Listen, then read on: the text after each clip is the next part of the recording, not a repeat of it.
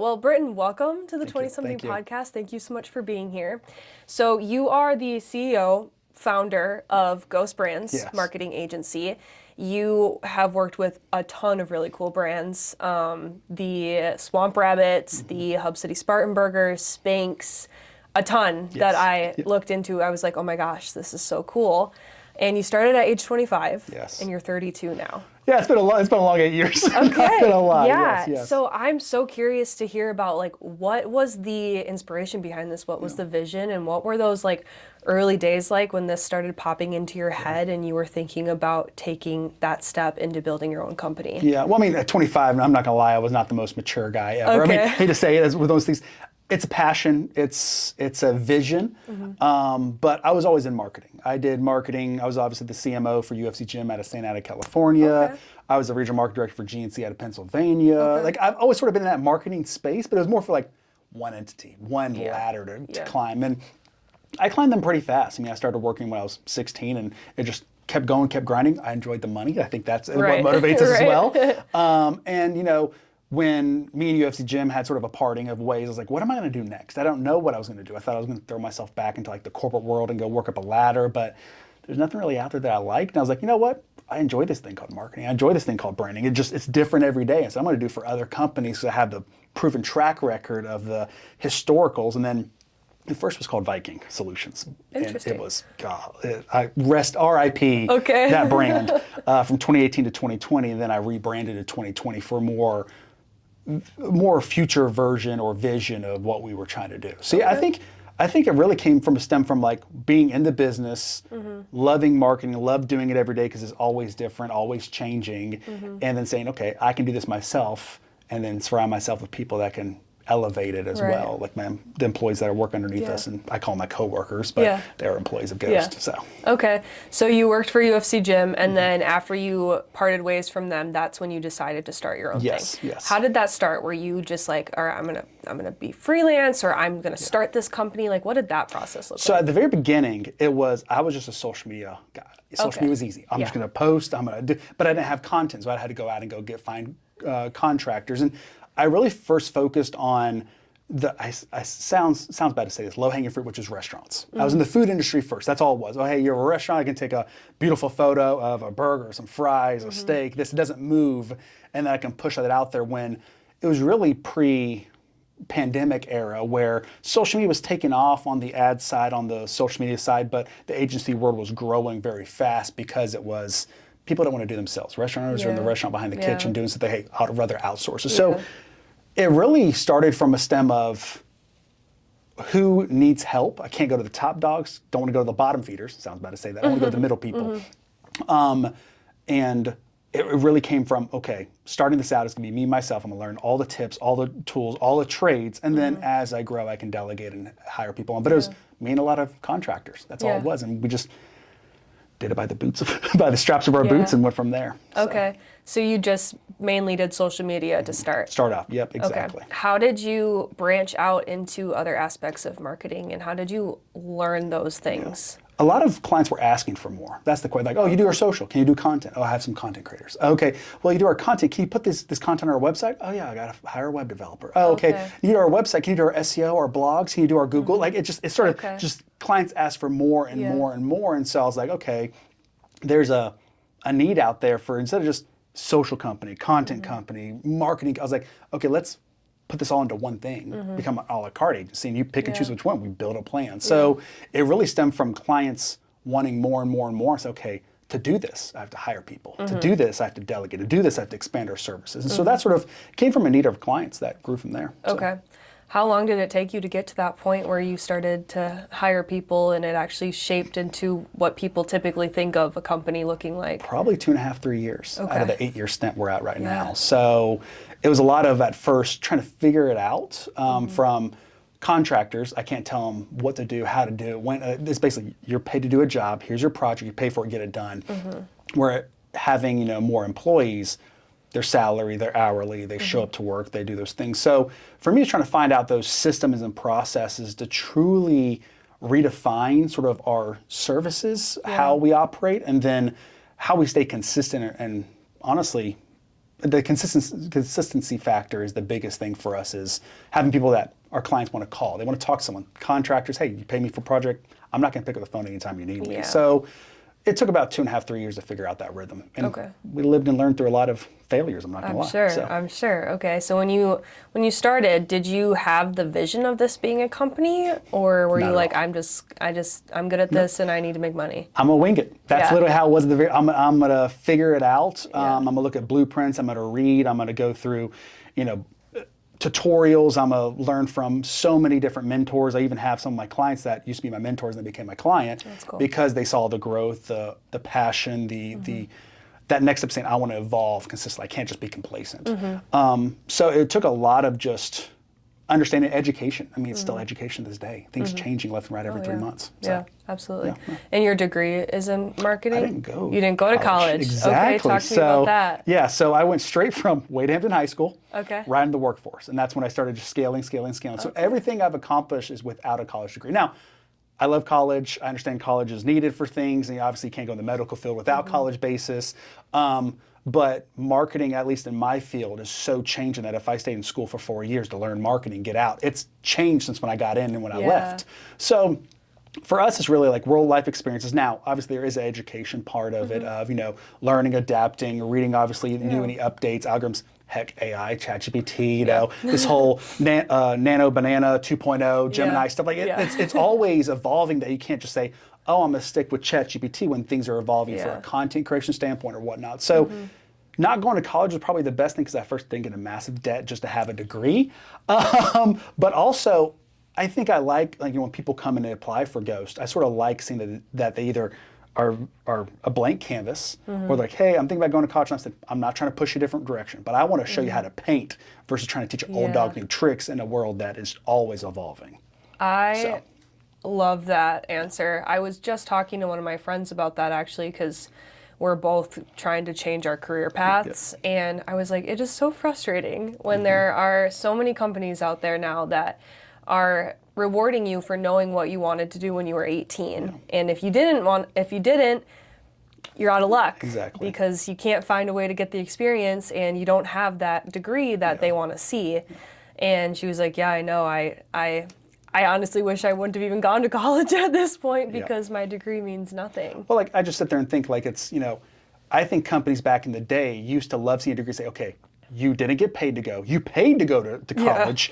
You suffered through long hours, tight deadlines. You ate ramen noodles and drank the water, whatever you could have for 4 years. You suffered through, meaning, oh, you can come over here. I can pay you basically a very low salary, and you'll suffer through it because you suffered through for 4 years for free, but thanks for the dedication, now come over here. So you're so desperate to find something to pay off those student loans. So it's sort of a system, but it is. I won't go too much into that. It is. No, it's a whole, I could have a whole episode just on college and whether you, and I'm very grateful for my degree, but there are days where I'm like, why did I do that? Well, then, I know a lot of people that they have a degree, they don't use the degree. So it's like you went and you're like, okay, I have it. It's great to be an accomplishment. I got my class ring.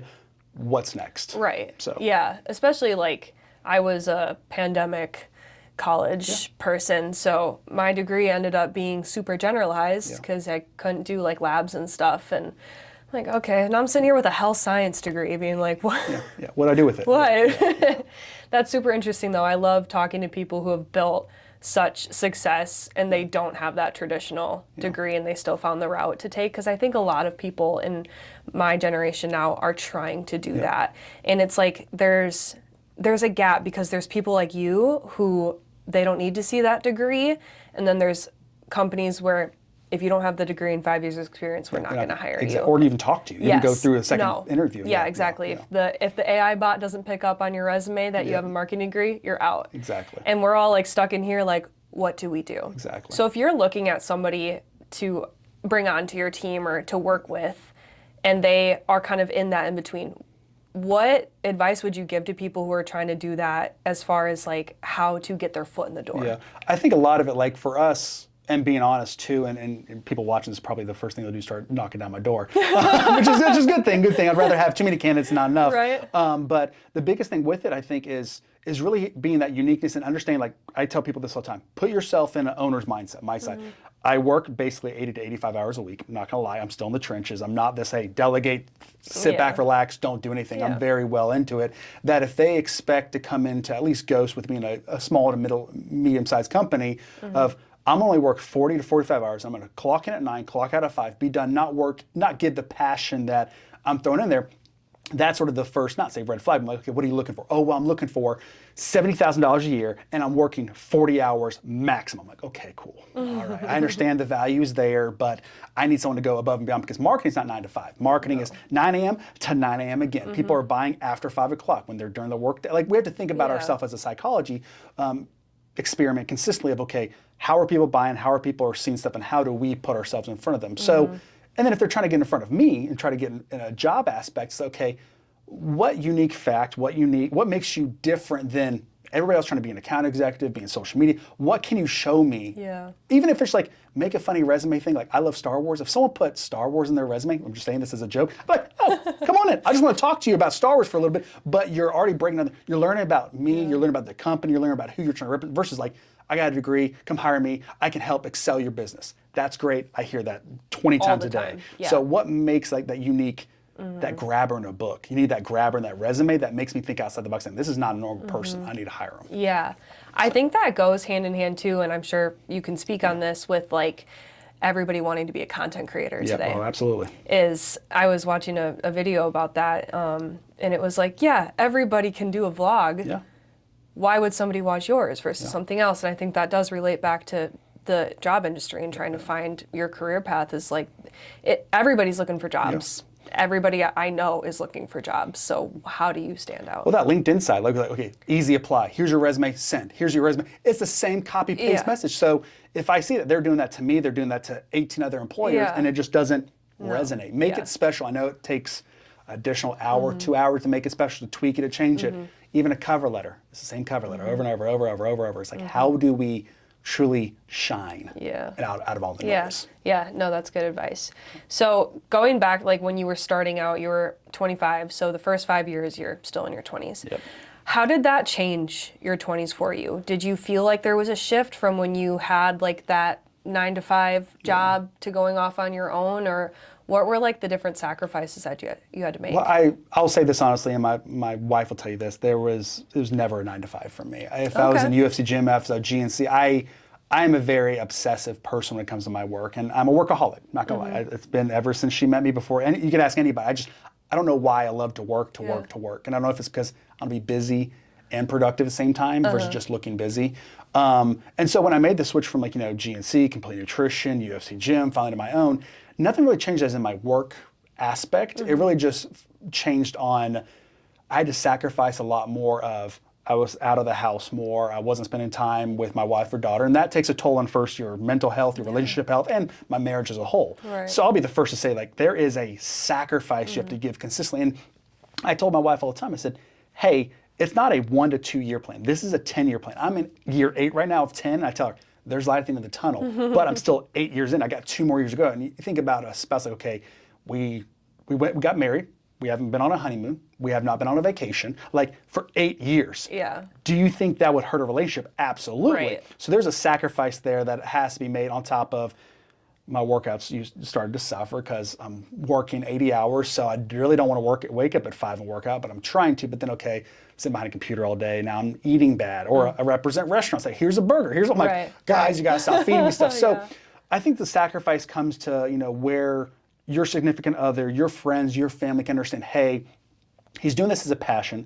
Hopefully it turns into a career, and hopefully it scales where it doesn't feel like you're going to be burnt out in a year to 2 years, because it's going to be a 10-year plan. If someone thinks, oh, I'm going to start a company and I'm going to have a 3-year plan, a 5-year plan, I'm going to be out. Good luck, have fun. I just don't think it's good. You're going to be too much already out the door while you're starting.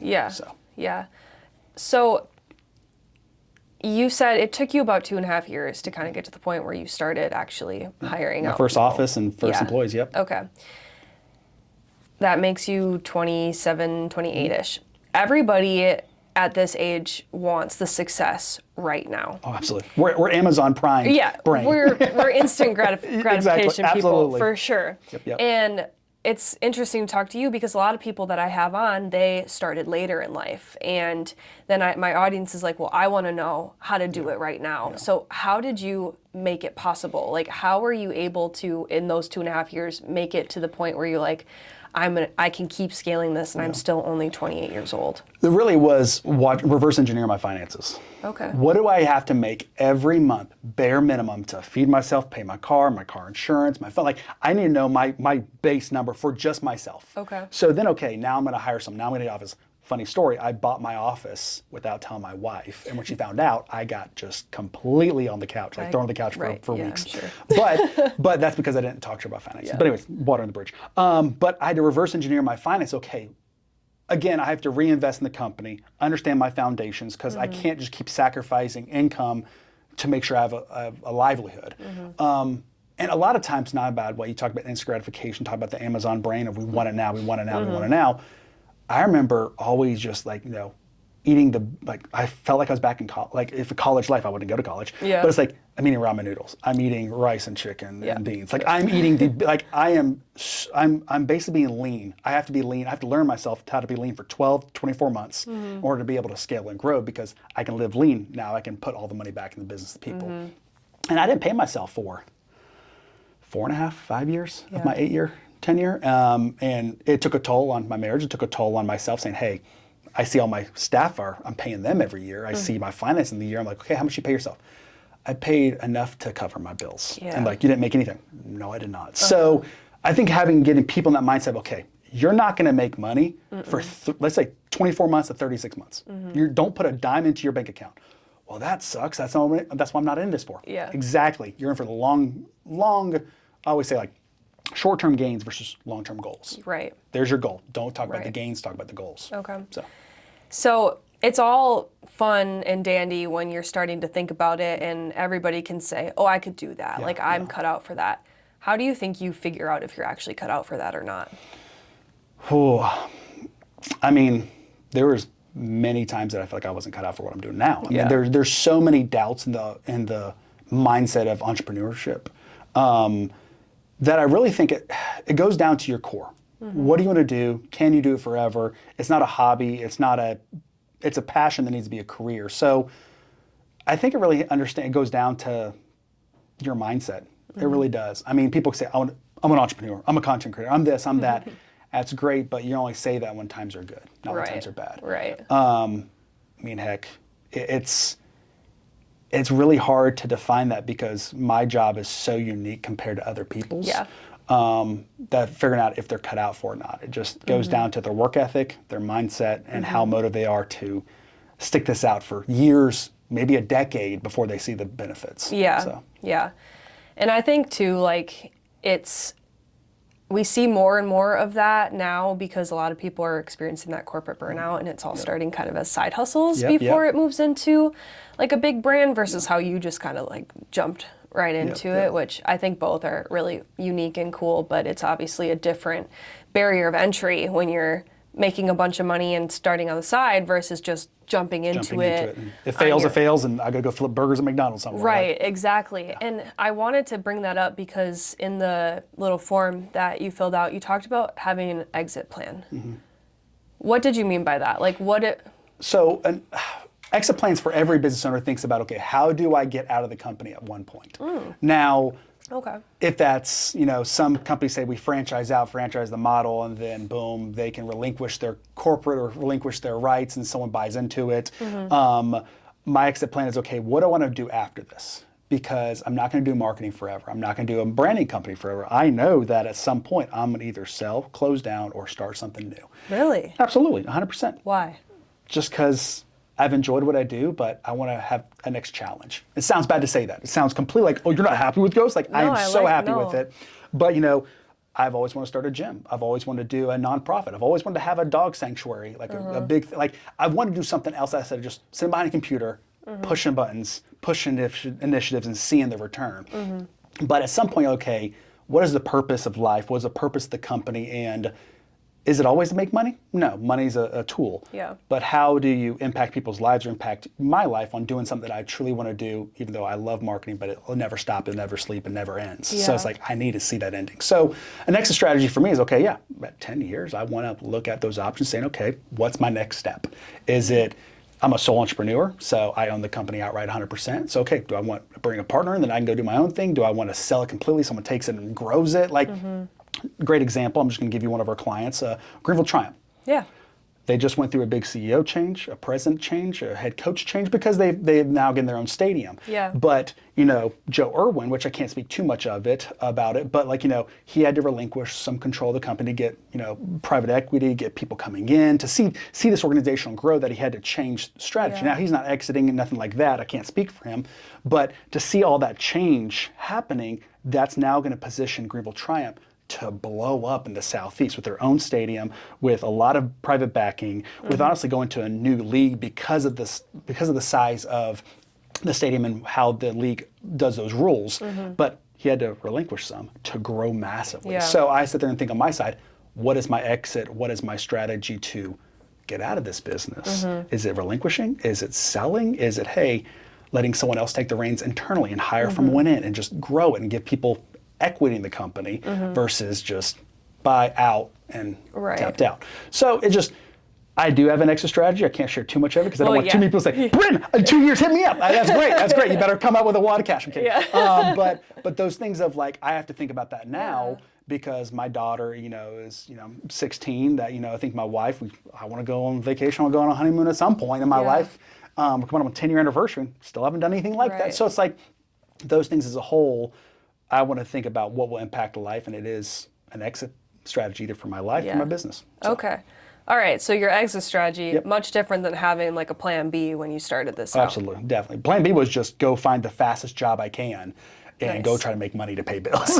Yeah. So. Yeah. I think that's a big question a lot of people have that are trying to shift and maybe do their own thing is what the heck do I do if this doesn't work out? Because you need to make money to live. Yeah, exactly. And I think with that, it's I just completely took a leap of faith. I just jumped into it saying, it will work. If I have to work, 120 hours a week, which is physical impossible for me, I'll never sleep. Right. But it's if I have to push and push and push to make this thing work, I will do it. But a lot of people, when they first jump into it, I always say, you've gone to probably, you've gone to seminars and you've gone to conference, you leave with a lot of motivation. You're pumped for maybe about 48 to 72 hours. Yeah. That's how people think of entrepreneur. Yeah. And you can't be that way. No. You have to have very long sustained motivation and passion to be in this world. Yeah, no, absolutely. I think it's, again, that instant gratification of this generation, and that's, in my opinion, how you figure out if you're cut out for it or not. Can you do it when it sucks, when it's hard, when nobody's watching, when it's not returning what you want it to, or can you only do it after you listen to one episode of Gary V's podcast? Yeah, literally. Sorry, kidding. Sorry, Gary V. He's never going to watch this, but maybe one day. Right? I want to talk a little bit about branding, marketing, that whole thing, because that's huge right now.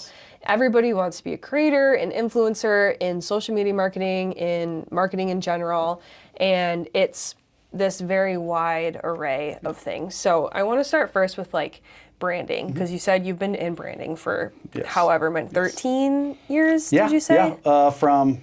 Yeah, it's about 13 and a half. 13 and a half years. Okay. So for somebody who's I want to start a personal brand, where, we don't know where to begin. Say I'm starting this podcast from scratch. Where the heck do you even start to be this is going to be my foundation, then I can build off of it? I think it really starts with an internal audit. The 5 W's, the who, what, when, where, why of what you're trying to do. Okay. Okay, who's my audience? Who am I? Like you said, the 20-something. Yeah. I am 32. I was like, crap, I'm not 20-something anymore. But again, I know the mindset of it, but it's who's the audience, who you're trying to impact, what's the messaging, and then at the end of the day, how's that come full circle? Right. So great example, I'll say, I'll even take the Athens Rock Lobsters. They're a hockey organization that we represent in Georgia, but it's when we built their brand, it was, okay, what makes Athens tick? What is Athens, Georgia? Athens, Georgia is UGA, Bulldogs, this, that, but it's also music based, it's artistry based. I feel like it's a bigger Asheville, because Asheville's very overwhelming. So we looked at that, we said, okay, Athens ticks from music and artists. Okay, what are the biggest artists and musics that either came from Athens or have been in Athens or make the impact now? So we finally figured out this whole thing for the Athens Rock Lobster, which is the B-52s, the Rock Lobsters. They came from Athens. So we started building a brand around that. So it's like really going back to that core psychology of the who, what, when, where, why of the brand. So, and then also, I hate to say it, when I sit there and meet with people and I talk to them as a consultant, I say, does anybody care? That's the first thing I ask. Yeah. Because people say, I'm going to do apparel brand. Great. Who's going to buy it? Right. Who cares? I can go buy something cheap either at Target, I can buy it at, I can buy something on Amazon. Why would I buy yours that you're going to mark up because you're doing drop shipping from Alibaba and in Pakistan or whatnot, that the material's not going to be as good, the print is do people even care to buy your product or be part of it? So you sort of have to put them in the mirror real fast and say, don't throw money to something that you know is going to sink. And you hate to do that because I would never want someone to do that when I started out.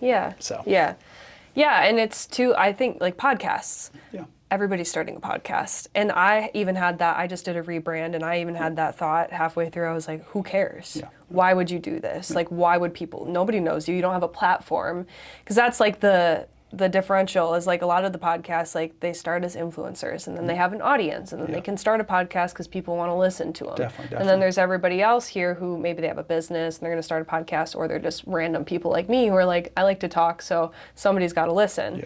And then there's like that in between of how do you get from here to here without already an established audience? And that kind of goes back to figuring out the brand. And I think it goes down, like I always tell people all the time, is like you really have to go down to the core of who you are and how people can relate to you. It's all about relatability. Yes. You know, and I say this from, you know, an e-com brand to a big, you know, sporting brand to restaurants, QSRs to, you know, retail, you name it. I said, you know, you really have to go down and say, okay, my brand audit, my foundations, how do people relate? And honestly, at the end of the day, it's like, who's the face and how do you be that personification of a brand? Like people, we're all in the people business. So how do I have that personal connection versus it's a brand that could care less about who's behind the brand? Like I buy Nike, you have Converse. Okay, we didn't buy it from a person, we bought it from a corporation. So why do we care? Oh, it's a convenience, I like them, I saw them up. That personification, how do we bring that into a brand and have that resonate with people as a foundation aspect? So. Okay. And then to switch it, like businesses who don't care to be a brand or to be on social media, how important is it to have a brand no matter what you're doing? Well, it really depends, I think, on what the end goal is from a revenue standpoint. Some people, like, you know, they want the likes, they want the shares, they want the comments. Great. Now, how do you monetize it? Like, great example, I saw, you know, we were talking about 2 hockey teams the other day, and I can't share them because we were bashing one. But I was like, they have, you know, 7,000 likes, 30 comments, 50 shares. Then I look at their attendance numbers in the arena. I'm like, it's not correlating. What else are they doing? Like, why are they not getting a pull when I see 7,000 people per page? And I'm okay, let me look at these people.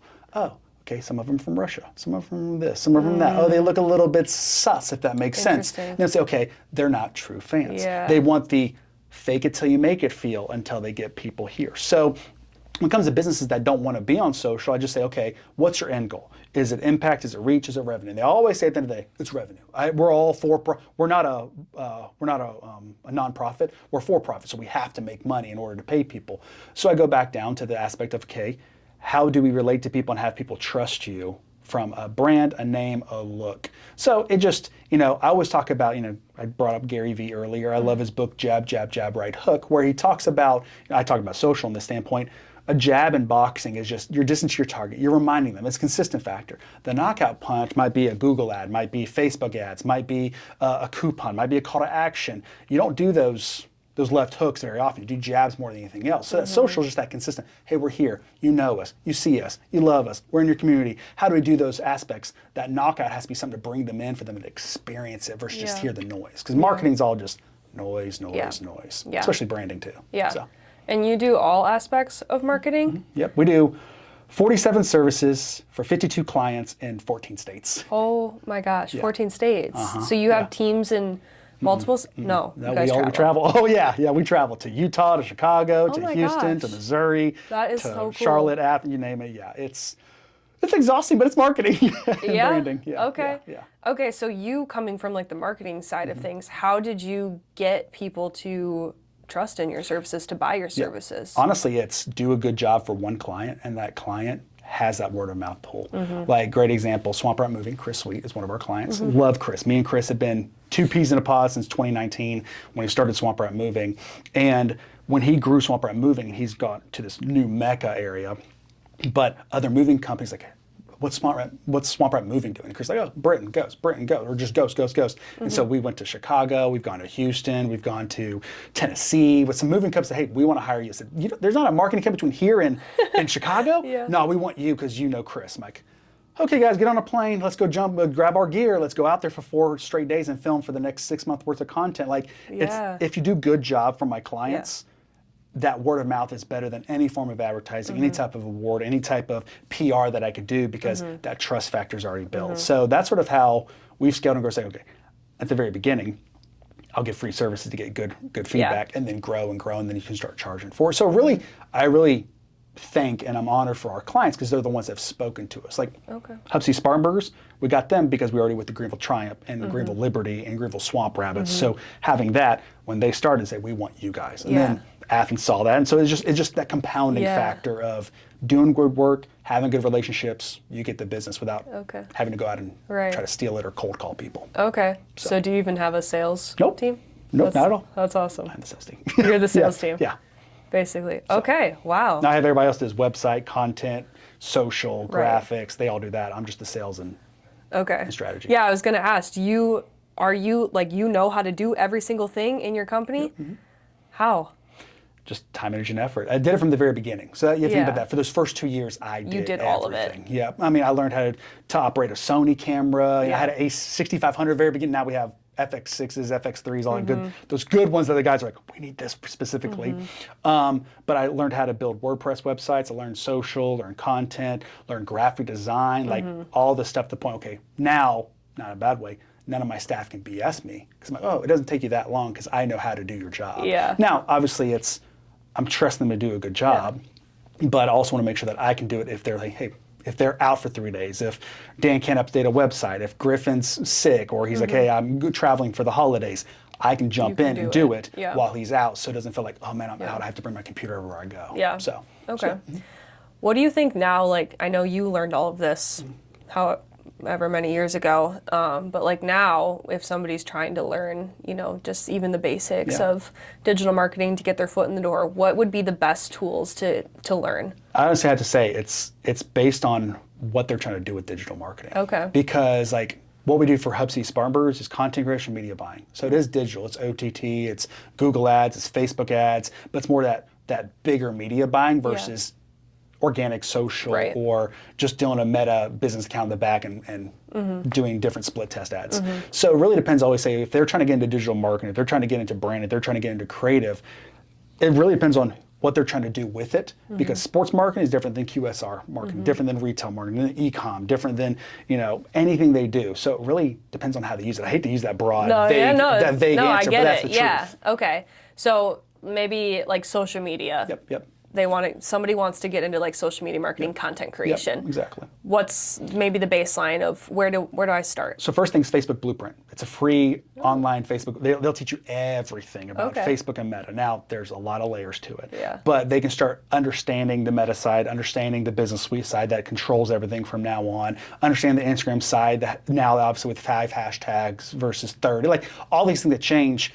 That blueprint on Facebook early on back in 2020, 2021 when it first was really taking legs, that was the thing that I would go to every 3 to 6 months. Say, okay, what's the update? What's the change? What's the change? So that'd be the first thing for social. Now, obviously, TikTok's different, LinkedIn's different, Snapchat's different, Google My Business Profiles has changed. It just, things constantly change and adapt, but I think it's just always being a student and understand that I need to learn something and I can never be the smartest one in the room because I want to constantly learn. I want to learn from other people. Yes. So I would say that for social, and then content creation, it's different. Our content creators, we're very higher level. If you want something polished, call Ghost. If you want to do something on your phone, you got a phone that takes great videos. Do it yourself as I say unpolished, but or authentic or organic, we always talk about it. We say it's customer content versus agency content. Yeah. So we talk about those things as well. Like storytellers, that's what we are. This side might be just fast pace in the motion stuff. But yeah, content creation is fun, but I think those tips, those tricks on being quirky, being fun, having a personality to it, bringing that content to life. Yes. So Yeah, I agree. I want to go back, switch gears a little bit to something you mentioned. You have a daughter. Yes. She's 16. Yes. So you had her very early. She's my stepdaughter. She's your stepdaughter. Yes, yes. Okay. Yeah, no, good. Sorry. Okay, I was like, so you're doing all this and you have a child. If you do the math, the 32 minus 16 does not add up. I was like, yes. She's my daughter. Okay. She's my stepdaughter She's your technically, stepdaughter, but she's my daughter. Yes, Okay. exactly. Sorry. Yep. Didn't mean to scare you for a second. I was Sorry. like, so you're doing all this Yeah. with. But I did Okay. meet her when she was 3. So Okay. I've been in her life ever since then. Okay. So was that still in your 20s? Mm-hmm. Okay. Yep. My wife is 5 years older than me.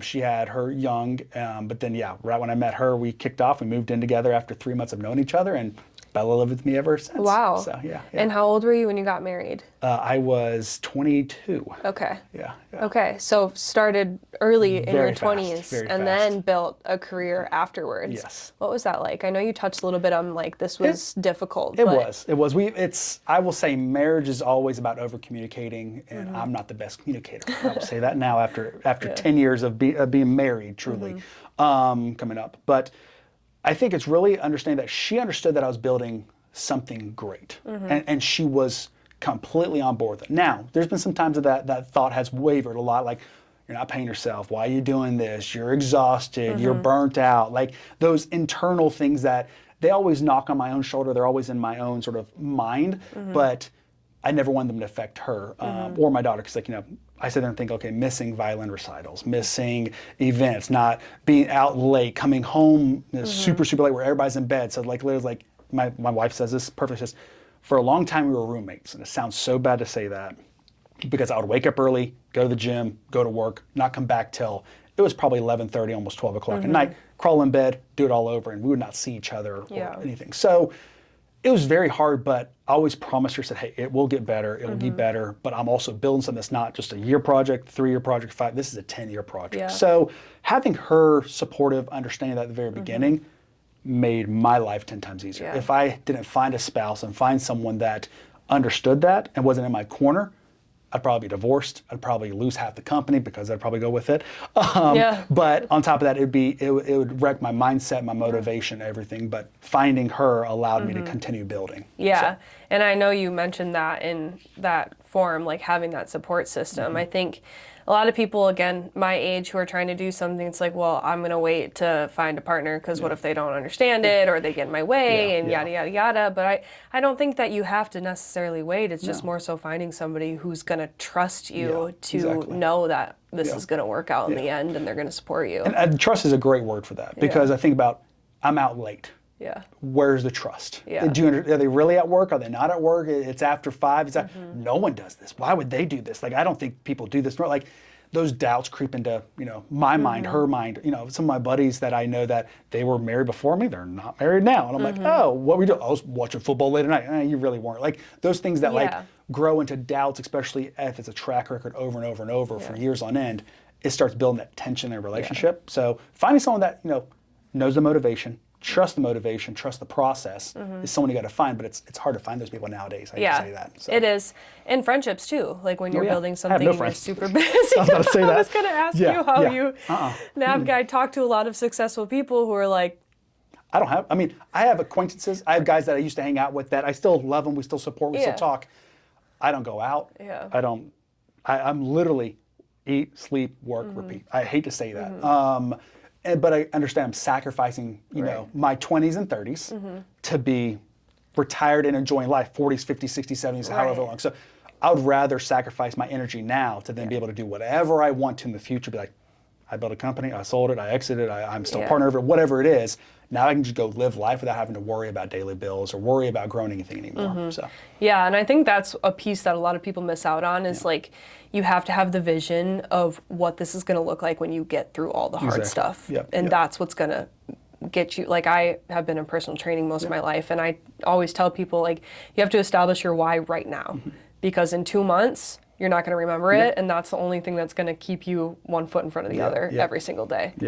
I was in that personal training world with gyms. I know it absolutely very, very much about the split, about the time, the energy, the walking the floor, who's on ups, a lot of stuff that sort of gets into like, okay, and also I think about this too, it's your time consistently. You can never not make money unless you're doing online coaching. You're doing this. If it's in person, man, it's hard. It's hard. Consistently. Yeah. So. Yeah. It's hard. But you have to have the vision. Like you think, I sit and look at, Gymshark, you look at, you see these people that eventually they do move into a digital aspect on what you're doing, but they had to start somewhere. They had to grind away at it consistently. Everything. Yep, absolutely.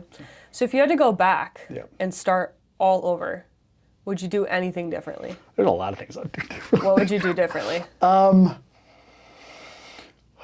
do I say this without ruining a lot of things in the future? I'm trying to think of how to say it. I think it's honestly, I wouldn't trust people as much. That sounds bad to say. A lot of people tell me that.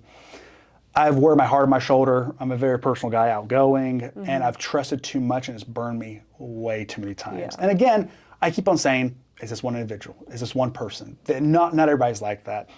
And it's happened, I've had a lot of lessons over 8 years, more than I would like to have. But I think I was too trusting at the very beginning with either, clients, scope, employees, my processes, the things I've done to grow it, and people take it and run with it, take it and copy it, take it and sort of just degrade what I think that is the value of ghost brands, which, I think people see that value in what we do. But I was too trusting. I just I let everybody know my issues, let people know my business, let people know sort of the inner workings, and then eventually it sort of just burned me. So not saying that I don't trust people now. I still trust people. I still trust my staff right now, which is fantastic. But I'm very more cautious now on what I say, how I say it, and what I present. Yeah. Because people don't have the same vision, mindset, or understanding as I've had time to process it. So that's number one. Number two, I would say, sounds bad, clients don't get mad at me, going over scope consistently to be a good partner, and then at the end of a contract, and like they don't see that value that you put into time, energy, and effort, that you ate either payroll costs, that you ate, time, energy, and effort away from my family to answer a phone, to turn this on, to do that, like just going above and beyond. Not that I'm just trying to stick to P's and Q's now, but it's like that those moments will come and go, and a client will forget it, and I can't bring it back saying, I did this, I did that, I did this, and then it just feels like I'm on the defensive versus, hey, look at everything we've done. Have I been good? Have I been a good partner? Hey, do you see the value in it? Can we continue? And that new mindset we've had over the past year or 2 years have helped us retain more clients by saying, I'm going to bend over backwards for you, but I'm not going to ruin my life, ruin my hours, ruin my sleep, because it's something that you made a mistake on, and I have to make up for it, because you're not going to remember that I made up for it. You're just going to remember, oh, this is a bill, I want to get rid of it, or whatever. So. Okay. So kind of going back to like the trusting people too much, as somebody maybe starting out, how do you find that fine line of balance where like you're not holding yourself up here and being all high and mighty to protect yourself, but also not letting people walk all over you in regards to like, I need to get my foot in the door, I want to be respected, but I also want to make sure that I'm still like, hey, I'm here to learn and collaborate, and like I need help, but also please don't use me. I think it's a transparency thing. Nowadays, it's funny you'll say this, I put a ghosting clause in my own ghost contract. Like it's a complete thing. That I tell people all the time, say, hey, listen, I'm gonna be open and transparent like a ghost to them, and you be open and transparent. If you don't like something, say something. If you don't tell me, I will never know, and I can't just let it build in resentment. When I was growing up, my dad called it a yuck bucket and a love bucket. And there's a lot of yuck in business all the time of like, oh, I didn't like this person, they didn't answer right, they didn't talk right, they emailed me, it sounded bad. Like, I can't read through an email. So I think going back to that trust factor of, I think it's really being open, really being transparent, and saying, we're both adults, we're both humans, we're both in business. I'm gonna be frank, you be frank, but I'm not here to hurt your feelings. I'm just talking back and forth. So like early on, I'm saying this honestly, like, we left one of our clients this year because we're like, hey, listen, it's not working out. You guys are too demanding. You expect the world. And I only have so many people and so many things, and you don't pay for us to be 24/7. You don't pay, like, if you want that, hire your own internal people. I'm sorry, we can't do it anymore. And I said it very respectfully.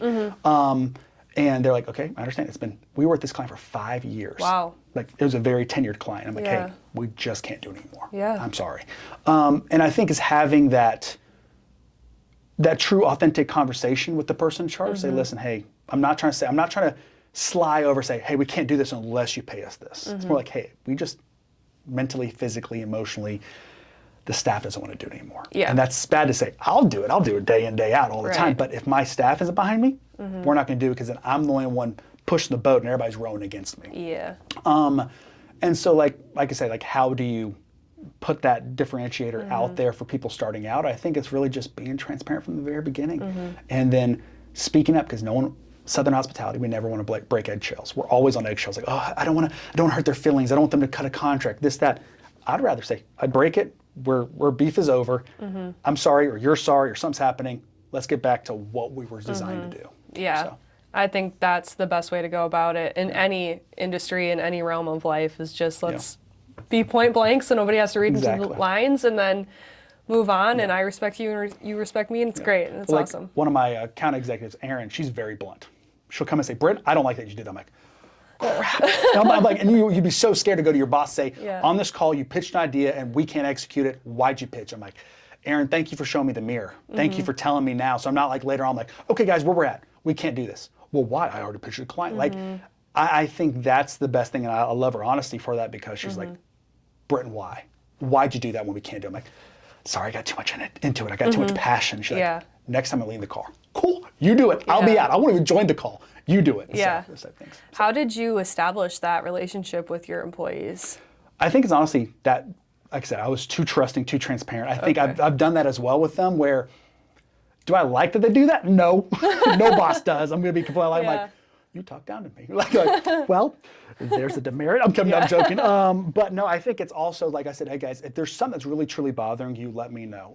Or if you need a supply, you need to go run errands, or you don't feel good, you want to come in and make sure things are covered. I think it's having, sit down. I always had this come to Jesus meeting with them all the time. Say, guys, listen, we got to get better. We got to do this. We lost this. We added this. We have this client that just came on board and we need to wow them. Like, I had these come to Jesus, say, come to Jesus with me as well. If I pitch an idea, if I'm too passionate, if I'm too energized, if I need to calm down and say, Brent, I don't even need you on this call. Cool, I'm glad, I'm down for it. Let me know where I can be a help, but not a hindrance. Yeah. And sometimes I still got to figure that out on my side. Yeah. So and they understand that from come to Jesus meetings, and I think saying, hey, it's an open door policy for Britton for me to go talk to him without feeling like there's going to be repercussions if I say something wrong. So. I think that's great. I think that's what a lot of people my age are craving in a company, is just feeling a part of it, not feeling that hierarchy of, well, I'm way down here, I can't talk to the boss way up here. Yeah. Well, like I said earlier, they're coworkers. They're coworkers. They are. We're all here to work and do a job. I'm not here saying, oh, well, guys, it's your job, you do it, I can't do it. Like, I'll spend weekends building marketing plans. I'll spend weekends helping code a website. I'll spend weekends editing photos or editing videos for promos. Like, there's no job that I won't do in the company. To be like, hey, I'm here to. You can lean on me if you feel overwhelmed. But I don't want to be just taking your whole job and you're just twiddling your thumbs. So those type of things, I think they feel comfortable with that, even though marketing is a high pressure, it's just very stressful as everything you're balancing and delegating, especially with all the clients we have. Yeah, so, I'm sure. Yeah. So this podcast is called 20-something, but it is important to me to be able to include, all ages. I tailor it because I'm 25, obviously, but I think you can restart at any age. You can build something at any age. And especially, it's almost 2026. Like, people are figuring out that they don't have to be in corporate jobs or doing what their degree was. And so to that point, like, do you have any insight or advice or words to somebody who's sitting here like, I want to restart, I want to build something, or I want to follow my passion, but I don't really know how to do that? I have one quote that I tell every single person I'm on a podcast, in a meeting, whatever it is. Money will always be the issue in the absence of value. Okay. If there's no value to what they're doing, the money will not flow. So what I mean by that is you could start at 44, you can start at 55, you can start at 33, you can start at 22, whatever it is. But I always tell people, like, success can be found anywhere. It's just, no one's going to pay money for something they don't value. Like, I love my iPhones. I love my Apple Watch. I love things, shoes, Nike. I buy Nike specifically. I will pay money for $120 270s versus go get some off-brand stuff from Amazon just because I value these and I like them. So when I think about someone starting a company and they are in it for the money, they're in it for the long-term, they're in there for the ego. Oh, I'm the best there, whatever, like, cool. Whatever floats your boat. But I think the biggest thing for them is start with a passion, have a vision, understand it's going to take way longer than what you put on that business plan. Like, oh, it's going to take me 3 years. Good. Now it's 6. Just go ahead and double it. First, give them room to grow and understand that there's going to be a lot of valleys and a few mountain peaks. But the one thing I'd always say is no one's going to pay money for something they don't value. So find that value proposition, find that value if it's in an e-com business, in a podcast, if it's in social media, if it's in content creation. Find that value that people would attract to, be a part of, want to collaborate with, or honestly just listen, have fun.